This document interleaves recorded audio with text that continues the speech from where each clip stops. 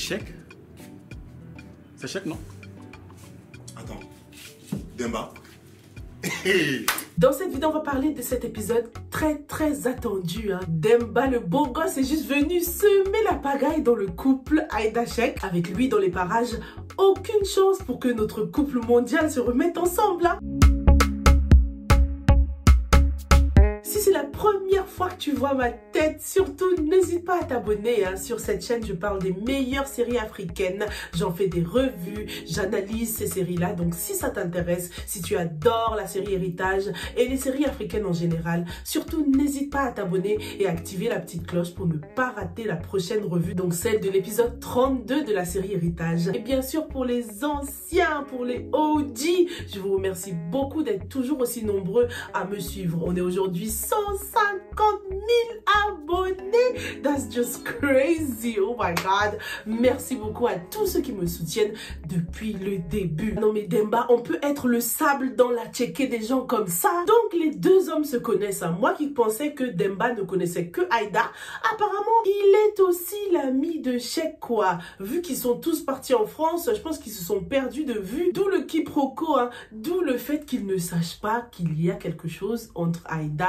et Cheick. Demba pour l'instant il a l'air d'être un bon gentleman, mais j'espère qu'il ne va pas utiliser son statut d'avocat pour encore plus semer la pagaille quoi. Demba connaît bien la famille de Aïda. Alors, et en famille, maman, tout le monde va très bien? Il nous a aussi montré qu'il connaissait bien l'entreprise familiale de Cheick. Je suis le PDG maintenant de l'entreprise familiale. Yeta? Donc t'imagines si par la suite, il découvre le lien qu'il y a entre les parents de Cheick et Aïda et qu'il utilise ça pour encore plus saboter le couple. Comme je le disais, il a l'air d'être un vrai gentleman, à part lorsqu'il demandait les nouvelles de l'ex de Aïda, il a appelé l'autre. Tu as des nouvelles de l'autre? Genre ouais, l'autre là, je m'en fous de lui. Donc ça montre un peu de jalousie quand même de la part de Demba. Et puis c'est la preuve qu'il est réellement en kiff sur Aïda quand même. Les choses avancent tellement vite entre Demba et Aïda, vous trouvez pas? Vous trouvez pas que Aïda a exagéré quand même là? Pour se situer dans le temps, on peut s'aider de l'hospitalisation du père de Cheick. Je pense que ça fait que quelques jours qu'il est à l'hôpital. Ça veut dire que en à peine une semaine, Aïda a eu le temps de demander le divorce, sortir avec Demba, parler avec lui au téléphone bien comme il faut. Ça va juste trop vite. Cheick n'a même pas encore eu le temps d'officiellement signer les papiers du divorce. Aïda se permet déjà volontairement d'accepter les avances de Demba. Aïda essaye-t-elle de se mentir à elle-même? Est-ce qu'elle essaye de très rapidement noyer son chagrin avec Demba? Est-ce qu'elle se sert de lui? Elle n'a même pas laissé le temps à Cheick de s'expliquer depuis le début. Vu sa personnalité, je m'attendais réellement à voir une Aïda en sanglots qui pleure en mode chagrin d'amour, mais on n'a pas eu ça. J'aurais aimé la voir dans cet état pour encore plus nous toucher quoi. Jusqu'à présent,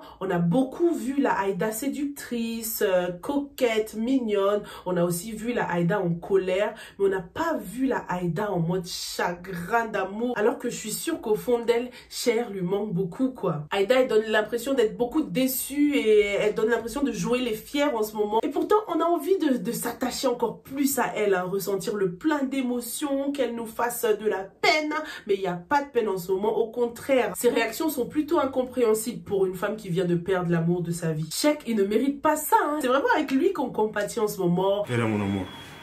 Tu peux pas me quitter. On a vu à quel point on l'a jeté, on l'a mis à la porte comme un malpropre, à la porte de sa propre entreprise, t'imagines ça? Oh là là là là. Sa vie est sans dessus dessous et Aïda ne lui est d'aucun soutien quoi. Même lorsqu'elle est arrivée à l'hôpital, aucune compassion pour ce qui arrivait à son père. Elle aurait pu lui dire oui, désolé pour ton père, j'ai pas de problème avec lui, mais par contre toi, je suis très déçue de toi. Pour éviter de mélanger les choses, on a vu lorsqu'elle est passée à côté de la mère de Cheick, zéro calcul.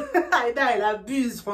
Et du coup, elle tend la perche à l'autre prétendante de Cheick là. J'ai oublié son prénom, n'hésitez pas à me le rappeler dans les commentaires. Celle que la maman de Cheick est en train de pousser dans les bras de Cheick. Mais si elle arrive là, Cheick va l'accueillir à bras ouverts. Il a besoin de soutien émotionnel. Une chose est sûre, c'est que Aïda attire des hommes de qualité, des hommes qui sont bien financièrement, des hommes posés, très professionnels. On verra maintenant si humainement, ils sont aussi top. Surtout Demba, là, on le connaît pas encore. J'espère qu'il va pas nous la faire à la Soumaïla. Non mais Soumaïla, on en parle. Débora sur la table là, tu me fais un thé s'il te plaît. Ok, Nyameneche.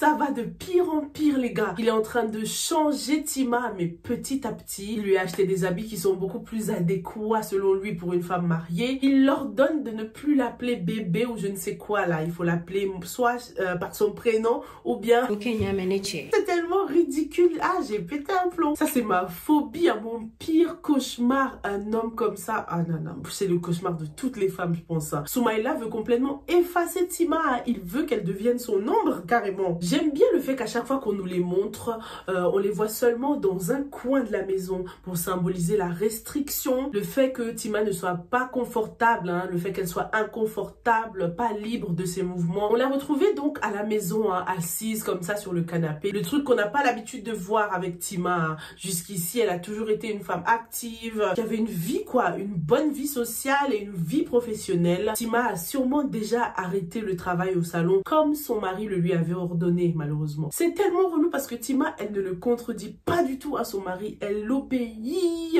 elle n'ose même pas parler. Il est vraiment en train de la changer, il est en train de la changer mentalement, physiquement. C'est sa prisonnière. Le mec, il va bientôt saisir son téléphone, interdire que ses copines viennent la voir, mais là, ce sera mort. Il faut que Tidio vienne la sortir de là. J'ai le seum parce que la mère de Tidio, je voulais qu'elle, voilà, qu'elle goûte un peu à son karma à elle. Mais depuis le début, là, c'est Tima qui prend cher. Je pensais qu'on allait nous montrer un Tidio qui a épousé l'autre forceuse, que sa mère allait regretter, que Tima allait lui manquer. Rien du tout. En tout cas, le karma de la maman de Tidio arrive petit à petit. Elle qui s'est opposée au mariage de son fils, voilà que sa fille est en train de lui faire la même chose. Donc Ada lui a avoué qu'elle voulait épouser un homme qui s'appelle Boubacar Kanté.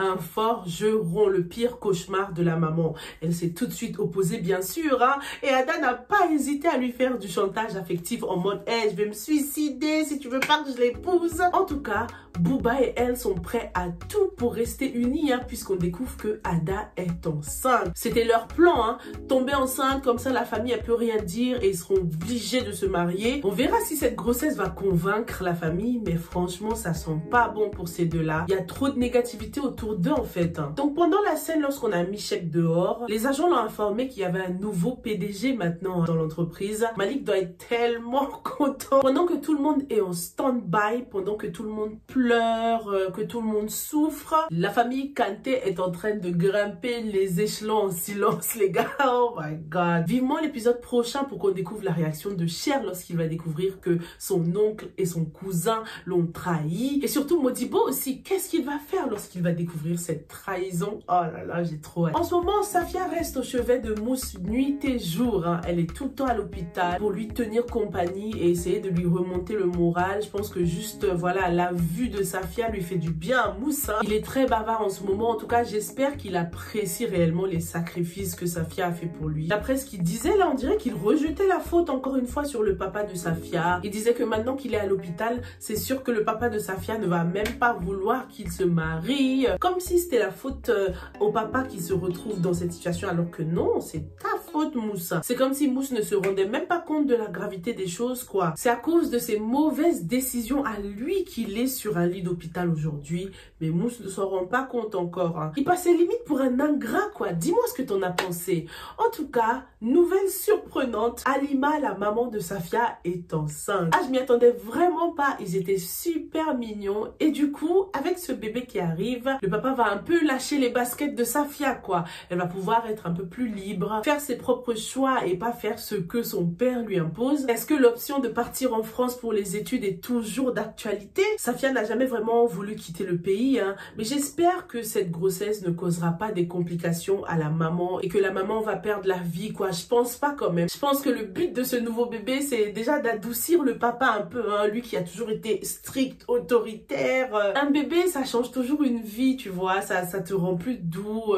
plus compréhensif. Donc ça tombe vraiment bien pour Safia, en espérant qu'elle fera toujours de bons choix, parce que jusqu'ici, son père n'a pas eu complètement tort non plus de lui interdire certaines certaines choses. Elle a failli gâcher sa jeunesse en allant habiter avec Mousse comme ça. Elle n'allait plus à l'école ni rien du tout. Donc son père l'a beaucoup aidé quand même. Hein. Dis-moi toi dans les commentaires, à ton avis, qu'est-ce que cette grossesse changera dans la famille de Safia? Bintou est allée tout avouer au père de Cheikh à l'hôpital. On est d'accord que c'était ni le lieu ni l'endroit pour ça. On se souvient que le papa est paralysé d'un côté, d'où son incapacité à réagir. Hein. Il réagissait pas vraiment lorsqu'elle lui parlait. Elle lui a parlé de Modibo, elle lui a demandé pardon. Mais c'était vraiment pas le moment, hein, sachant que c'est à cause de cette nouvelle qu'il s'est retrouvé dans cette situation-là. Donc c'était comme si elle venait aggraver la situation. C'est sûr que la mère de Cher, elle va pas apprécier. Hein. J'ai hâte de voir l'épisode suivant et découvrir ce qu'elle va lui dire dans cette chambre. Dites-moi ce que vous en avez pensé, mais je l'ai trouvé un peu égoïste, hein, Bintou. De venir comme ça, tout lui avouer. Je pense qu'elle aurait dû attendre un petit peu qu'il sorte de l'hôpital, quoi. Puisque de toute façon, sa vie n'est pas en danger. Il est juste paralysé. Il manquait un tout petit peu plus d'émotion pendant cette scène, à mon avis. Hein. On se doute quand même que Bintou est toujours amoureuse de Hamidou. Hein. Elle ressent toujours quelque chose pour lui. C'est le fruit de notre amour, notre grand amour. Donc elle aurait pu au moins prendre sa main, genre, oh Hamidou, je suis vraiment désolée. Pardonne-moi, être un peu plus affectueuse. Qu'est-ce que t'en penses? Pendant ce temps, Modibo était à la porte en train d'écouter la conversation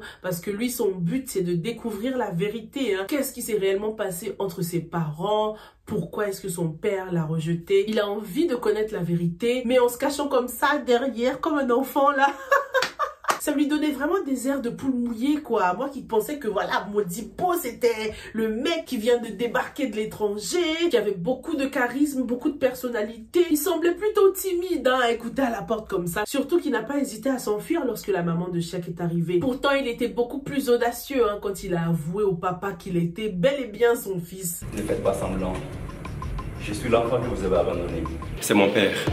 C'est ton point. En tout cas les gars, ça sent la saison 2. C'est sûr qu'il y aura une saison 2 et j'en suis tellement ravie. On s'est tellement attaché à ces personnages, hein, qu'on peut pas les laisser comme ça pendant seulement une seule saison. Non, non, non, c'est impossible. Il y a tellement de choses à développer encore. Hein. Cher et Aïda ne savent pas que leurs parents sont liés. Comment est-ce que Tima va sortir de cette prison? Aïssata va-t-elle changer aussi? J'aimerais beaucoup qu'elle trouve un homme digne de ce nom. À moins que ce ne soit Lamine qui la sauve en fin de compte. Hein. Vous imaginez si Lamine change et qu'il décide de se retourner contre ses parents? Bref, il y a tellement de choses à exploiter encore qu'on ne peut pas s'arrêter là. N'hésitez pas à faire vos hypothèses dans les commentaires. De toute façon, il nous reste encore un épisode avant la fin de cette première saison. Je vous donne rendez-vous du coup pour la revue de ce dernier épisode et surtout, pas de spoilers hein, pour ceux qui sont allés le voir au cinéma là à Aix-Bamemba.